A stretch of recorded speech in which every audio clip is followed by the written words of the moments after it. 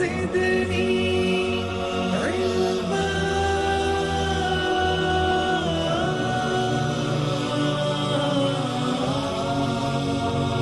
رب زدني علما.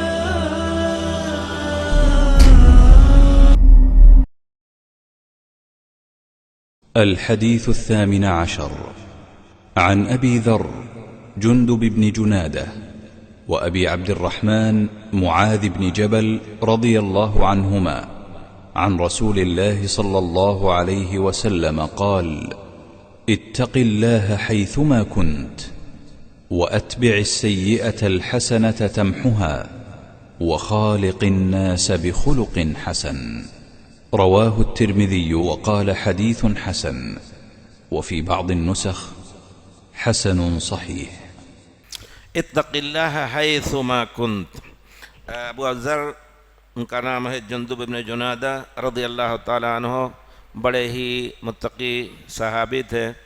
ان سے یہ چیز بھی منقول ہے جس کی وجہ سے لوگوں نے کہا کہ پہلے کمیونسٹ آدمی مسلمانوں میں حضرت ابو ذر تھے.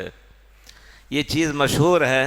وہ کہتے تھے کہ دن بھر کھانے پینے کا اکٹھا کرو، کل کے لیے جمع نہ کرو، اللہ دے گا، اور اللہ کی راہ میں خرچ کر دو. یہ صحیح شریعت رسول کے مطابق نہیں ہے. ایک رائے تھی ان کی، کچھ دن تک، بعد میں انہوں نے رجوع بھی کر لیا، لیکن کہتے ہیں کہ بہت دن تک اس پر ثابت رہے. اس وجہ سے حضرت عثمان نے ان کو کہا کہ آپ جا کے ربضہ میں بس جائیے. ربضہ تو مدینے کے عام لوگوں سے دور کر کے وہ ربضہ میں بسے. ایک روایت یہ آتی ہے، ایک روایت ہے کہ انہوں نے اپنے اختیار سے ربضہ میں جا کے بس کے رہنے کا انتظام کیا. پیارے رسول صلی اللہ علیہ وسلم ایک مرتبہ غزوہ میں تھے تو ان کا اونٹ کمزور ہو گیا، بیٹھ گیا، پیچھے رہ گئے. پیارے رسول اور دوسری فوج کے لوگ آگے پہنچ گئے. آپ نے پوچھا ابو ذر کہاں ہیں؟ تو لوگوں نے کہا اللہ کے رسول نفقدہ، مل نہیں رہے ہیں. تو بیٹھے تھے پیارے رسول، دور سے کوئی ایسی چیز نظر آئی جیسے کوئی آدمی آ رہا ہے سامان اٹھائے ہوئے. تو پیارے رسول نے فرمایا کن ابا ذر، ابو ذر ہو جاؤ.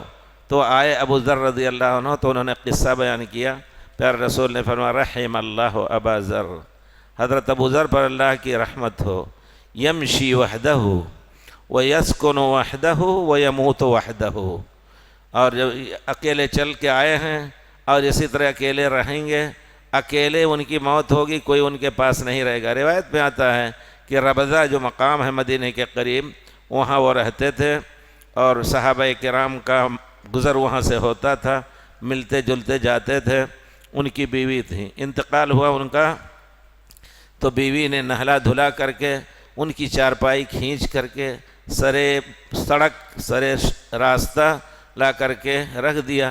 صحابی لوگ گزرے، کچھ صحابہ کرام، کہا یہ کیا بات ہے؟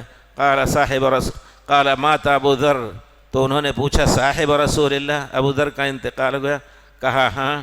قال تولوا دفنہ، آپ لوگ ان کے دفن میں مدد کیجئے، ان کی دفن کیجئے. تو اس طرح ہوا. بہرحال حضرت ابو ذر اور اسی طرح معاذ بن جبل رضی اللہ تعالیٰ عنہ پیارے رسول سے روایت کرتے ہیں. پیارے رسول نے فرمایا، نصیحت کی، اتق اللہ حیثما کنت، جہاں کہیں بھی ہو اللہ سے ڈرو.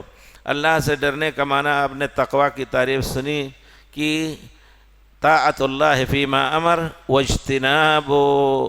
والاجتناب اما نہا وزجر، جس چیز سے منع کیا اس سے بچ کر کے، جس چیز کا حکم دیا ہے اس کو بجا لائے.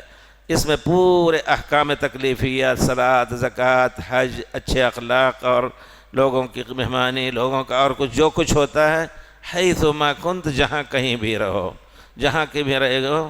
اس کا معنی یہ ہے کہ تنگ سے تنگ زندگی ہو، کشادہ سے کشادہ زندگی ہو، بھری مصیبت کی زندگی ہو، اللہ سے تقوی برتتے رہو. فاتقوا اللہ ما استطعتم، خدا نہ خواستہ کہیں اگر الٹے لٹکا دیا ہے کسی دشمن نے ان کو، تب بھی وہاں جس طریقے سے نماز پڑھ سکتے ہیں پڑھیں، جس طریقے سے اللہ کا ذکر کر سکتے ہیں کریں، ان کی نماز ادا ہو جائے گی. مسافر ہے یا بیمار ہو گیا، بیٹھ کے پڑھے، بیٹھ کے نہیں تو لیٹ، یعنی حیثما کنت، یہ اشارہ ہے کسی حالت میں بھی ہو اللہ سے ڈرتے رہو۔ ومن یتق اللہ یجعل لہ مخرجا ویرزقہ من حیث لا یحتسب۔ تو گویا اگر انسان ہمیشہ، یقیناً اللہ تعالیٰ رحیم کریم ظالم نہیں ہے، اگر وہ اللہ کی عبادت میں زندگی گزار رہا ہے، اپنی ہر سانس اللہ کی اطاعت میں گزارنا چاہتا ہے، تو اللہ ظالم نہیں ہے۔ اللہ کے ایسے بندے ہوتے ہیں کہ اگر دعا کریں تو اللہ تعالیٰ ان کی دعا قبول کر لیتا ہے، اور اگر قسم کھا لیں کہ اللہ تعالیٰ یہ کام تو ضرور کر دے تو اللہ تعالیٰ کر دے۔ لو اقسم علی اللہ لا برا۔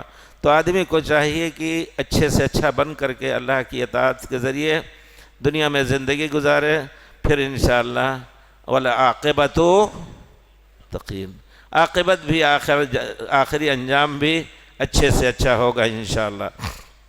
اتق اللہ حیثما کنت واتبع السیئۃ الحسنہ تمحوها۔ اگر کوئی برائی کی تو اس کے بعد نیکی کر لو، یہ نیکی اس برائی کو مٹا دے گی، محا یمحو، محو کر دے گی۔ اتبع السیئہ، برائی کر کے اس کے بعد نیکی کرو، تمحوها، تو اللہ تعالیٰ اس کو مٹا دے گا۔ اس کے معنی بھی بہت وسیع ہیں۔ کوئی شخص اگر گناہ کر رہا ہے تو اس کا تقاضا کیا ہے؟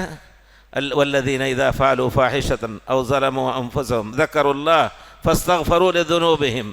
تو یہاں یہ بھی ایک بہت بڑا نیکی کا کام ہے کہ فوراً اللہ کے سامنے رو کر کے گڑ گڑا کر کے آنسو کے ذریعے سے اپنا یہ گناہ دھو دے۔ ان الحسنات یذھبن السیئات اتبع السیئۃ الحسنۃ تمحوها، یہ نیکی بعد کی برائی کو مٹا دے گی۔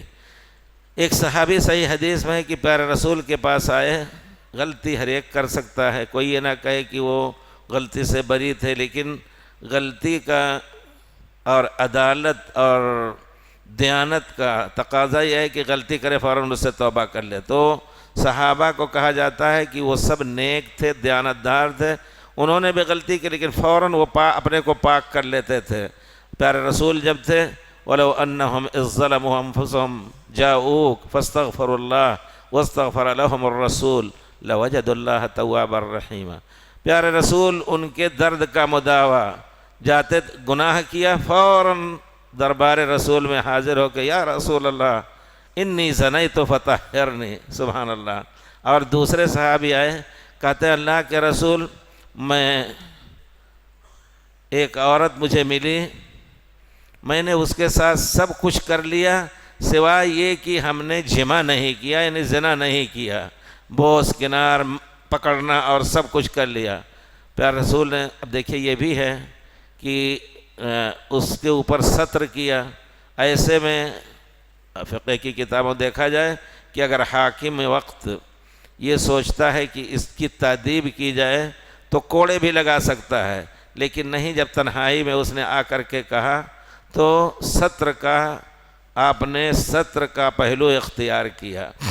قاضی کے پاس اگر کوئی اس کا معاملہ لے جائے کہ ہم دونوں نے دیکھا کہ یہ فلاں عورت کے ساتھ تنہا بیٹھا اور بوس و کنار کر رہا تھا، تو قاضی کو حق نہیں کہ اب چھپائے اس کو، کیونکہ ان کے پاس پہنچ گیا۔ پیارے رسول نے خود فرمایا، اور یہیں سے کہا جاتا ہے کہ اگر قاضی خود دیکھ لے کہ فلاں آدمی غلط طریقے پر عورت کے ساتھ بیٹھا ہوا، زنا بھی نہیں کیا، تو اس کو حق نہیں کہ اس کے اوپر فیصلہ کرے کہ اس کو کوڑے لگائے جائیں، کچھ تعزیراً اور تادیباً، کیونکہ قاضی گواہ ہوگا، دوسرے قاضی کے پاس لے جائیے اور گواہ لے جائے تب جا کر کے وہ فیصلہ کرے۔ تو گویا ایک عام قاعدہ ہے کہ اگر حاکم وقت کے پاس بھی آدمی آتا ہے تنہائی میں اور اس سے اعتراف جرم کر لیتا ہے تو حاکم وقت کو حق ہے بلکہ ستر کرے، ستر کر کے اس کو اچھے سے اچھا پاک ہونے کا طریقہ بتا دے۔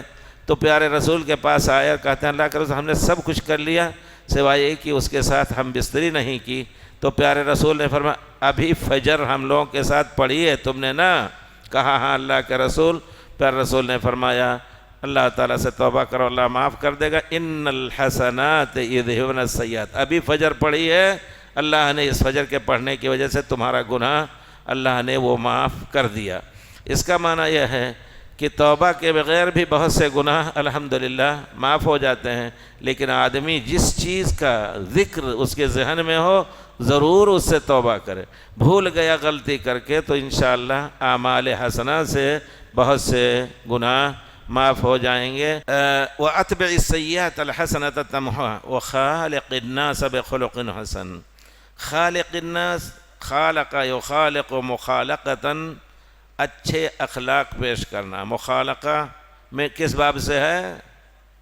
مفاعلہ، مفاعلہ میں اشتراک ہوتا ہے، گویا ہر ایک کو حکم ہے کہ ایک دوسرے کے ساتھ اچھے اخلاق کا مظاہرہ کرے۔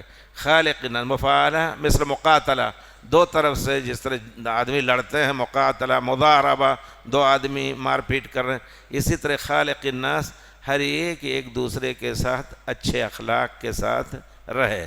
بخلق حسن، یہ بھی بہت ہی جامع لفظ ہے۔ یقیناً خلق حسن کا معنی یہ ہے کہ آدمی ہر چیز اس کے خیر کے لیے، بہت سے لوگ ہوتے ہیں بیچارے ہم سے بڑے ہوتے ہیں لیکن اتنے اچھے، ایسے لوگ دیکھے گئے کہ وہ ہر چیز میں آگے آگے خدمت کے لیے تیار رہتے ہیں، ایسے ہوتے ہیں بہت سے۔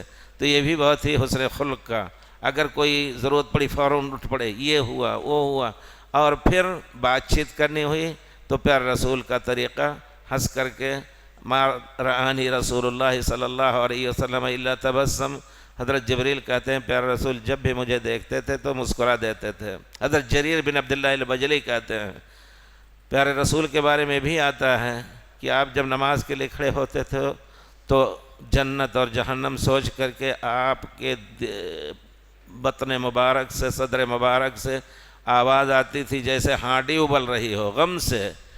پیارے رسول نے یہ بھی فرمایا لو تعلمون ما علمت، جو میں جانتا ہوں اگر جان لو، لبکیتم کثیرا ولا ضحکتم قلیلا، تو تھوڑا روتے زیادہ، تھوڑا ہنستے زیادہ روتے، لیکن اس کے باوجود آپ اپنے غم کو اندر چھپا کر کے لوگوں کے سامنے اچھے سے اچھے ہنس مکھ ہو کر کے ملتے تھے۔ یہی ایک مسلمان کو کرنا چاہیے کہ دل درد سے دہک رہا ہے لیکن دوسرے کو کے دل کو بھی درد مند نہیں کر رہا ہے، بتا نہیں رہا کیا، اگر ہاں کوئی ایسا آدمی ہے جو ہمارے درد کا میں مدد کر سکتا ہے تو ذکر کرے، ورنہ اپنے بیوی بچوں سے بھی ذکر کرنا اچھا نہیں ہے تاکہ ان کو آپ ان درد میں شریک نہ کریں، بیچارے غم نہ اٹھائیں۔